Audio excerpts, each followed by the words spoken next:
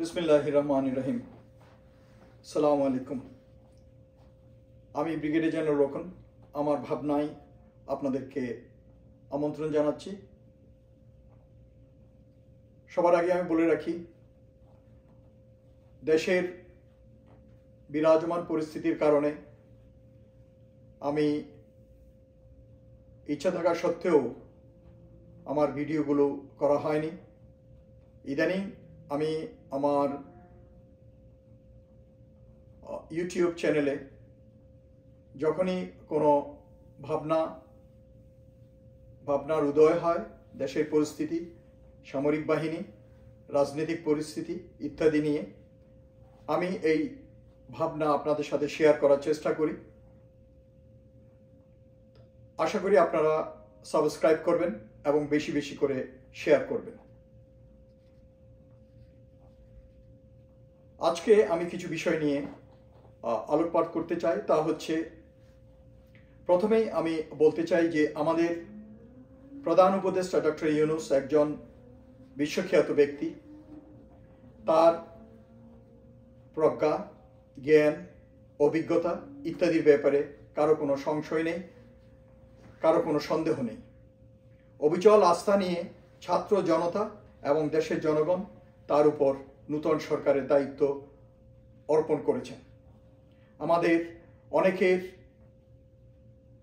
আশা, তিনি আমাদের এই বিধ্বস্ত বাংলাদেশকে গড়ে তোলার জন্য একটি প্ল্যাটফর্ম তৈরি করে দেবেন। প্রথমে আমি প্রধান উপদেষ্টা তথা অন্তর্বর্তীকালীন সরকারের উদ্দেশ্যে বলতে চাই যে আপনাদের সামনে এখন অনেক লম্বা লিস্ট এজেন্ডার এবং অনেক শুভাকাঙ্ক্ষী, অনেক দেশপ্রেমিক, চিন্তাবিদ, বুদ্ধিজীবী বিভিন্ন দিক থেকে আপনাদের কাছে হয়তো পরামর্শ পাঠাচ্ছে বিভিন্ন সোশ্যাল মিডিয়াতে বা অন্যান্য কোনো মাধ্যমে, যে এটা করা দরকার, এটা করা দরকার, এটা করতে হবে, এই করতে হবে, সেই করতে হবে। আমি আপনাদের বলবো, আপনাদের সময় কিন্তু ইনডেফিনিট নয়।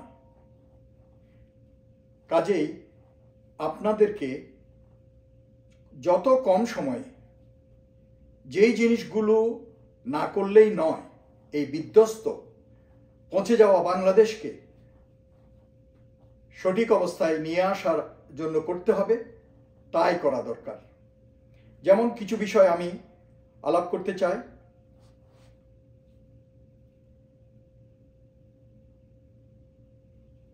যেমন প্রথমে আপনার উচিত প্রায়োরিটি ইস্যুগুলো ফাইন্ড আউট করা, নির্বাচন করা এবং তার উপর কাজ করা। আপনাকে প্রথমে যে জিনিসটা করতে হবে, সংবিধান থেকে আপনাকে বেরিয়ে আসতে হবে। বর্তমান সংবিধানের মারপেচে পড়ে আপনি অনেক কিছুই করতে পারবেন না, অনেক সংস্কার আপনি করতে পারবেন না। সেই জন্য আমাদের ফরহাদ মাজার সাহেব এবং আরও কয়েকজন বুদ্ধিজীবী যে পরামর্শ আপনাকে দিয়েছেন, আপনাকে প্রেসিডেন্টকে বিদায় দিয়ে প্রেসিডেন্টের দায়িত্ব নেওয়ার জন্য এবং ওভাবেই সরকার পরিচালনা করার জন্য এবং প্রয়োজনীয় সংস্কারের কাজে হাত দেওয়ার জন্য। প্রথম যে জিনিসটি আপনার করা দরকার, সংবিধানকে পরিশুদ্ধ, পরিমার্জন এবং পুনর্লিখনের ব্যবস্থা করতে হবে এবং তার জন্য আপনাকে একটি কমিশন গঠন করতে হবে। একদল অভিজ্ঞ আইনজীবী, তার মাঝে থাকতে পারে কিছু সুশীল সমাজের লোক এবং জাতীয় রাজনৈতিক দল থেকে প্রতিনিধিও থাকতে পারে। যেই সব জিনিস বিগত সরকারের আমলে সংবিধানে অন্তর্ভুক্ত করা হয়েছে, যা আমাদের দেশ এবং জাতির জন্য মঙ্গলকর নয়, তা বাতিল করতে হবে, তা এক্সপান্স করতে হবে। বিচার ব্যবস্থাকে ঢেলে সাজাতে হবে এবং তার ভিতর যে পচন ধরেছে সেই পচনগুলো দূর করতে হবে। যতগুলো পেন্ডিং ট্রায়াল আছে সেই ট্রায়ালগুলো করতে হবে। যেমন উল্লেখযোগ্যভাবে আমি বলতে পারি পিলখানার বিডিআর কিলিং, হেফাজত মতিঝিলে হেফাজতের কিলিং, সাংবাদিক সাগর রুনির কিলিং, বুয়েটের আবরার হত্যা, এই ধরনের আরও অনেক উল্লেখযোগ্য যেসব হত্যা এবং অপরাধসমূহ আছে যেটা জনগণ মনে করে যে এগুলোর বিচার পায়নি, সেই সবের বিচারের আশু ব্যবস্থা আপনাকে গ্রহণ করতে হবে। এবং এখানে আমি বলে রাখতে চাই কক্সবাজারে মেজর সিনহা হত্যার বিচার এক্সিকিউট করতে হবে, বাস্তবায়ন করতে হবে। শিক্ষা ব্যবস্থাকে পরিপূর্ণভাবে সংস্কার করতে হবে। এর ভিতর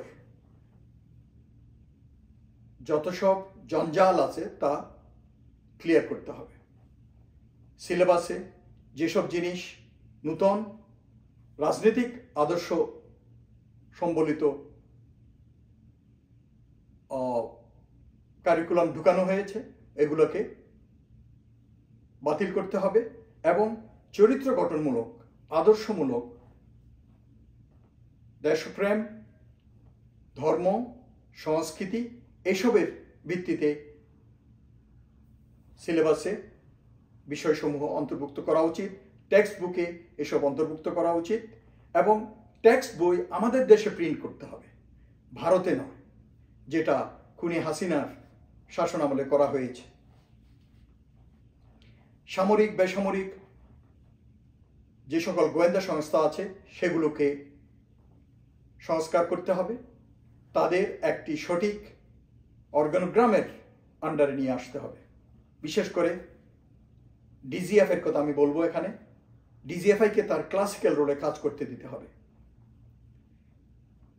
সে এরশাদের আমল থেকে শুরু হয়েছে ডিজিএফআইকে মিস ইউজ এবং অ্যাবিউজ করা, তাকে দিয়ে রাজনৈতিক কর্মকাণ্ড এবং বাইরের যাকে অপছন্দ তাকে গ্রেফতার, খুন, গুম এসব করানো শুরু হয়েছে। ব্যবসায়ীদের ধরে অত্যাচার করা, মানুষকে হয়রানি করা, এসবের কাজ, যেসব ডিজিএফআইয়ের কাজ কখনো ছিল না। কাজেই ডিজিএফআই হচ্ছে 3 বাহিনীর গোয়েন্দা সংস্থাসমূহের সংগৃহীত গোয়েন্দা তথ্যসমূহকে কোঅর্ডিনেট করা এবং ওভাবে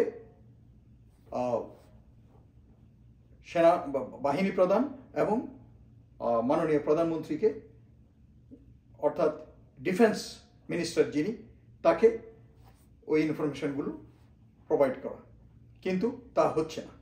কাজেই ডিজিএফআইকে ক্লাসিক্যাল রোলে কাজ করতে দিতে হবে এবং অন্যান্য বেসামরিক গোয়েন্দা সংস্থাগুলোকেও কাজ করতে দিতে হবে তাদের ক্লাসিক্যাল রোলে। এনএসআই তার ক্লাসিক্যাল রোলে কাজ করতে দিতে হবে, কারণ তাদের কাজ ডিজিএফআই করতে বলে, যেমন পলিটিক্যাল এবং এক্সট্রা বর্ডার ট্রান্সফ্রন্টিয়ার যে গোয়েন্দা কার্যক্রম, এগুলো এনএসআই খুব একটা করতো না। তারা নিজেদের আমোদ ফুর্তি এবং ব্যবসা বাণিজ্যে ব্যস্ত। কাজে এই জিনিসগুলো দূর করতে হবে। সব গোয়েন্দা সংস্থার উপর একটা বডি ফর্ম করতে হবে যারা তাদের কর্মকাণ্ডকে নজরদারি করবে। চুরি হয়ে যাওয়া, লুট হয়ে যাওয়া ব্যাংকগুলোকে উদ্ধার করতে হবে এবং গতিশীল করতে হবে এবং এতে প্রাণ সঞ্চার করতে হবে। ছাত্র রাজনীতি অবিলম্বে বন্ধ করতে হবে এবং বিভিন্ন বিভাগে, বিভিন্ন সংস্থায়, বিভিন্ন প্রতিষ্ঠানে দুর্নীতি নির্মূল করতে হবে এবং যারা অপরাধী বিগত সরকারের সময়ে এই দুর্নীতির জন্য দুর্নীতি দমন কমিশনকে সক্রিয় করতে হবে।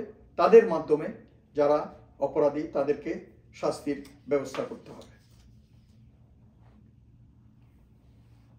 নির্বাচনী সংস্কারের জন্য নির্বাচন কমিশনকে রাজনীতিকরণ থেকে দূরে রাখতে হবে এবং উপযুক্ত এবং যোগ্য ব্যক্তিদেরকে ওখানে নির্বাচন কমিশনার হিসাবে বদলি করা উচিত।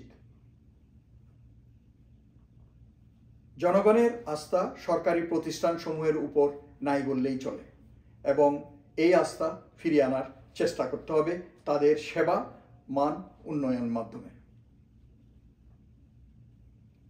আপনার অ্যাডভাইজারি কাউন্সিলে মোস্ট অফ দ্য অ্যাডভাইজার্স আর অ্যাবভ 75 ইয়ার্স অফ এজ। তারা এটা আপনাকে সত্য স্বীকার করতেই হবে, বয়সের ভারে অনেক সময় কথা বলতে গেলে হয়তো অনিচ্ছা সত্ত্বেও কোনো কথা তথ্য বের হয়ে আসে, লুজ টক হয়ে যায়। সেজন্য আমি বলবো মিডিয়াটাকে কন্ট্রোল করতে হবে এবং প্রত্যেক বিভাগ, প্রত্যেক মন্ত্রণালয় দিনের শেষে তাদের নির্ধারিত ব্যক্তির মাধ্যমে প্রেস রিলিজ দিবে। বাস এর মাধ্যমে জনগণ অবগত হবে বিভিন্ন কর্মকাণ্ড সম্বন্ধে। কারণ আমাদের দেশের যেই মিডিয়া ব্যক্তিবর্গ আছে, রিপোর্টার, সাংবাদিক বা অন্যান্য করসপন্ডেন্ট, এরা ঠিকভাবে প্রশিক্ষিত নয়। তারা যেসব কোয়েশ্চেন করে সেই কোয়েশ্চেনের কোনো আগামাথা খুঁজে পাওয়া যায় না এবং they don't know the norms also. এবং মিডিয়ার যারা মালিক তাদেরকে আমি বলবো আপনারা এদেরকে প্রশিক্ষিত করুন। আমাদের মিডিয়াকে সঠিক মান অর্জন করতে হবে, কারণ এই মিডিয়ার জন্যই আমাদের দেশে অনেক ক্ষতি হয়েছে, এই তেলবাজি করে এবং সঠিক তথ্য পরিবেশন না করার কারণে। তো আমি যে জিনিসটা বলবো, আমাদের উপদেষ্টাগণ আপনারা মিডিয়ার সাথে বেশি কথা বলার দরকার নাই, আপনারা প্রেস রিলিজ দিন এবং নির্ধারিত ব্যক্তির মাধ্যমে আপনাদের যা বলার ওটা বলুন।